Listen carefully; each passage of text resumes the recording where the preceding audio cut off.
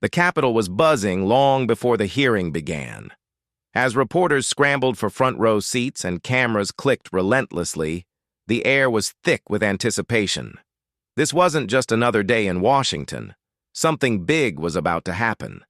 I could see Donald Trump stride into the chamber, chin high, his signature red tie cutting through the crowd like a warning flare. His loyalists flanked him, their expressions already braced for war. But all eyes shifted when Representative Jasmine Crockett entered. There was no entourage, no unnecessary theatrics, just that fierce, unshakable look she carried, as if she had already won before the first word was spoken. Whispers rippled through the room. Rumor had it Crockett was holding a set of documents that could shake the foundations of Trump's political empire. For weeks, speculation had swirled about offshore accounts, shadowy meetings, and undisclosed deals. No one had dared to confront him directly. Until now. Trump's gaze met hers for the first time across the chamber. He smirked, the kind of smirk that said he'd seen 100 challengers before. But Crockett didn't flinch. She slowly opened a slim leather folder in front of her seat, sliding out a stack of neatly tabbed papers. She didn't even glance at them.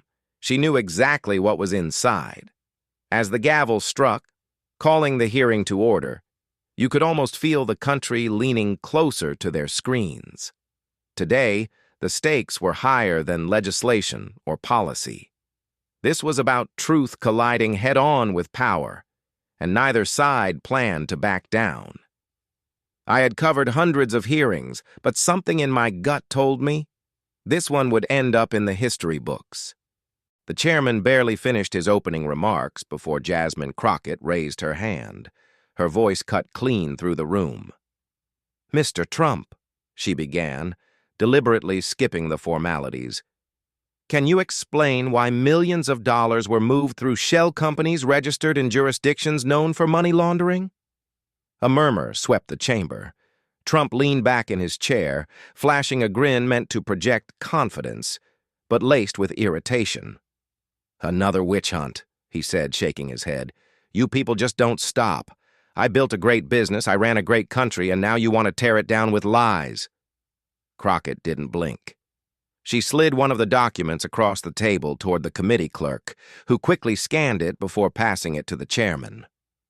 "This," she said, her tone sharp but measured, "is a certified bank statement showing a transfer of $4.2 million to a holding company tied directly to a known political fixer.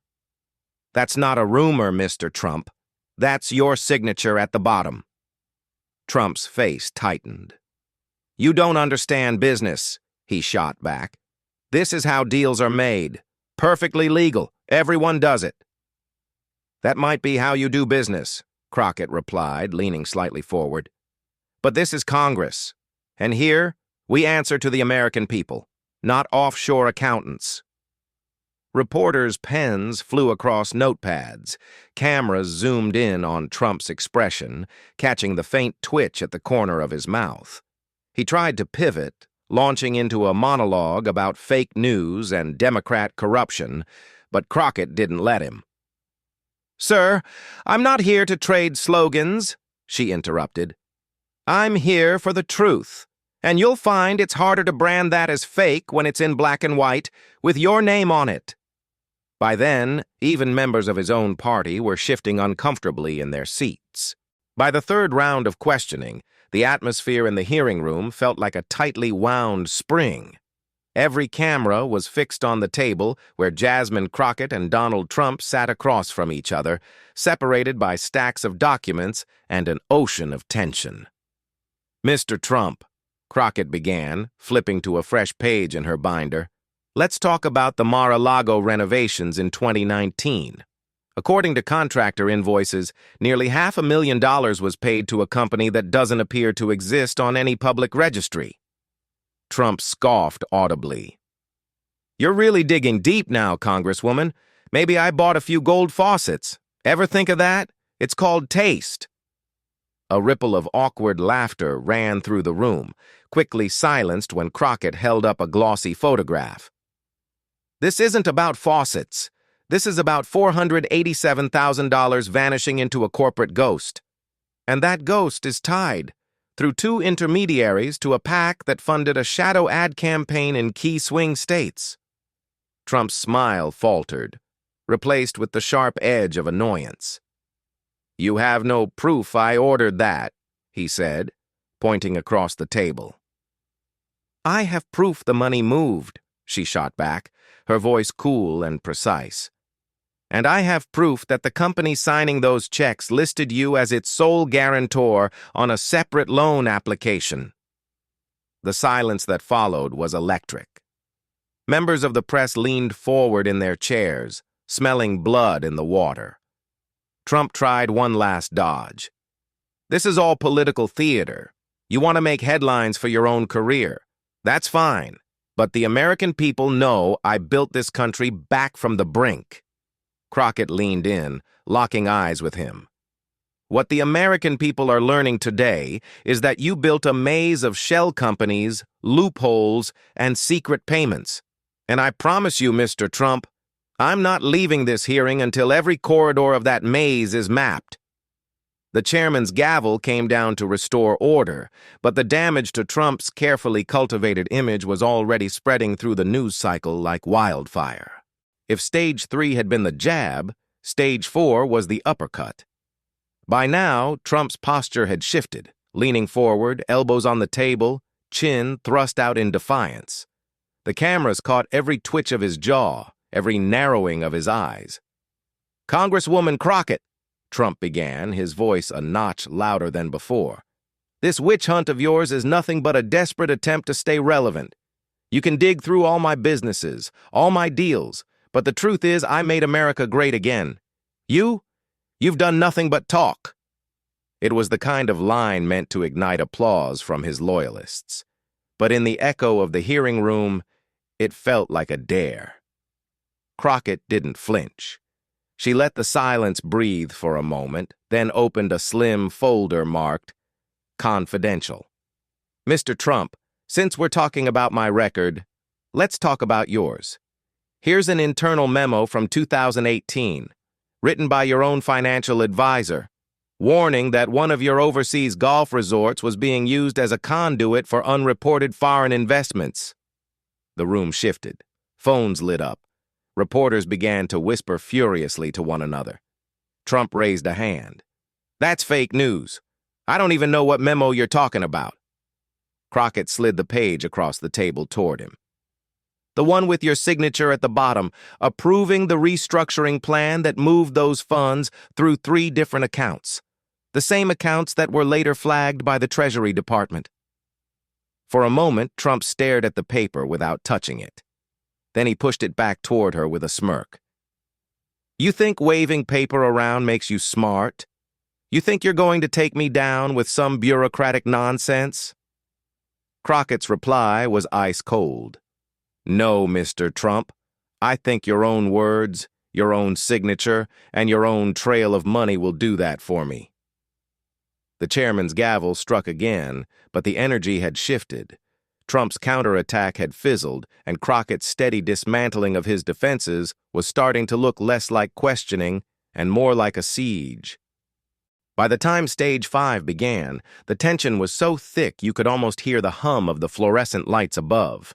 Trump was shifting in his seat now, the swagger replaced with something tighter, more cautious, but his voice still carried that trademark bravado.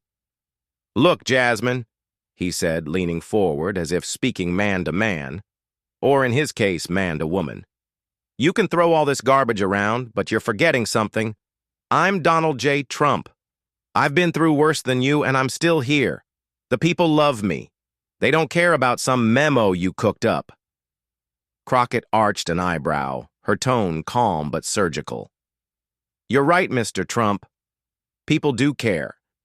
Especially when those memos link you to transactions routed through shell corporations in countries with notoriously opaque banking laws.